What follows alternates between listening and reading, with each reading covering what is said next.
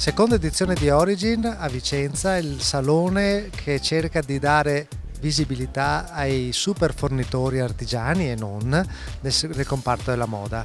La Confartigianato si presenta con 25 imprese, una in più dell'anno scorso. L'edizione ha avuto anche degli aggiustamenti voluti e richiesti proprio dalle imprese artigiane che avevano partecipato l'altra volta. Resta un'iniziativa originale nella sua realizzazione. Si spera che i grandi fornitori, i grandi committenti portino qua i loro compratori e diano concretezza a questo ritorno delle lavorazioni al 100% Made in Italy, che sembra essere uno dei fulcri della rinascita del manifatturiero italiano. La richiesta che noi abbiamo da parte dei committenti stranieri di un Made in Italy, un qualcosa fatto in Italia, che è quella cosa diversa che loro cercano, è vero, c'è un ritorno, ci sta iniziando un piccolo ritorno, speriamo sia sempre più un investimento sempre più grande, e la fiera qui di Origini serve anche per dimostrare loro quello che noi sappiamo fare nel nostro territorio. Noi stiamo cercando di dare a loro una visibilità su cosa possono trovare qui in Italia. Diciamo che i settori che noi abbiamo anche nel tavolo sistema moda che io rappresento attualmente, abbiamo i settori delle grandi firme che cercano di portare il lavoro, perché vogliono il lavoro fatto in Italia con la qualità che noi sappiamo dare, che solo da noi riescono a trovare.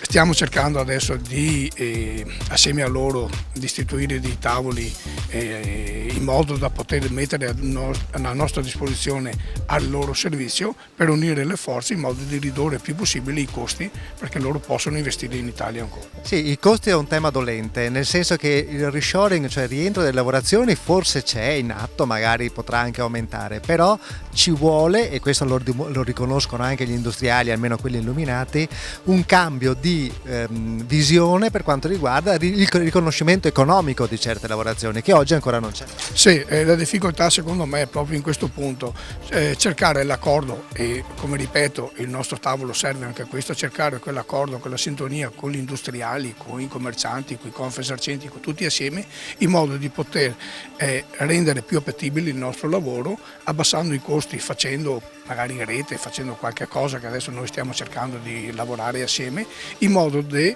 renderli appetibili, che possono investire in Italia, perché questo è solamente il punto. Noi purtroppo abbiamo un costo, se loro vogliono Made in Italy fatto veramente in Italia dagli italiani, purtroppo il costo è un po' più elevato, però sanno anche che il prodotto che noi andiamo a consegnare è un prodotto di qualità, che rispetta tutte le norme di legge, che rispetta tutto quel Made in Italy e quel sapere che noi abbiamo. L'impressione è splendida, perché quest'anno, soprattutto grazie ai suggerimenti e alle critiche costruttive che sono state fatte, è stata fatta veramente una bella fiera. La partecipazione, come potete vedere, è molto ramificata, molto qualificata, e permette di dare un segnale positivo nel superare questa crisi, nel voler far rete, nel voler far valorizzare l'artigianato veneto nel settore della moda. Due punti ancora da dipanare per la categoria: il 100% Made in Italy in Italia esiste, c'è una legge, però non è ancora utilizzata come dovrebbe, e il Made in europeo, che continuano a ripallare, ma sembra che i paesi europei non si mettano d'accordo.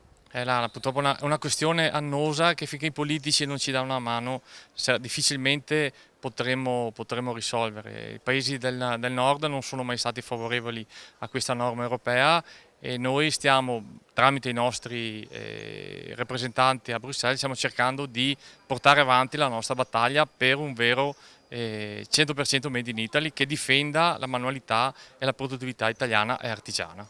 Ieri a un convegno di Ambrosetti hanno detto che l'Italia è il quinto paese al mondo che ha un avanzo di bilancio nel saldo commerciale per l'export, escludendo quelli che hanno chiaramente degli avanzi per l'energia, cioè i produttori di petrolio. E di questi 105 miliardi dell'Italia di avanzo, la metà viene data dalla moda. I governi dell'Italia hanno in qualche modo lasciato sempre un po' immagini questo settore, anche se è fondamentale per il nostro paese? Assolutamente sì, si parla tanto del Made in Italy, del modo italiana, ma dopo non viene aiutato nel modo corretto, senza nessun aiuto, senza nessuna tassazione degli utili rivestiti in azienda, senza una vera tutela e aiuto a chi produce in Italia manualmente e non solo. Barbara Galaverna, una socia di Confartigianato che fa parte del consorzio Expo Modena, che per la prima volta quest'anno partecipa a Origin, la fiera. Una prima impressione di voi emiliani a questa prima partecipazione a questo evento? Diciamo che la prima impressione è stata molto positiva, finalmente qualcosa per far vedere un po' al mondo che cosa siamo capaci di fare noi emiliani a livello di Made in Italy proprio. Curiamo il nostro prodotto, lo facciamo fatto bene e riusciamo a fare effettivamente tante belle cose che purtroppo oramai non vengono più considerate e apprezzate.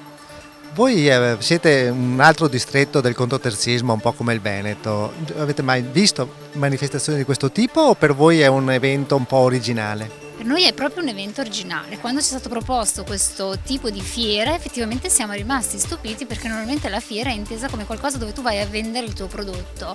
Questa invece è intesa finalmente per far conoscere che cosa tu sei in grado di fare, che è un altro modo di vendere la tua azienda, ma tu effettivamente puoi dimostrare la tua azienda non a livello di quello che è il prodotto di adesso, ma quello che è il prodotto che puoi fare tutti i giorni. Expo Modena è un consorzio fatto da Confartigianato e CNA, vero, in Emilia Romagna, e qui siete in 7. I vostri colleghi hanno lo stesso entusiasmo suo? Ne ha parlato?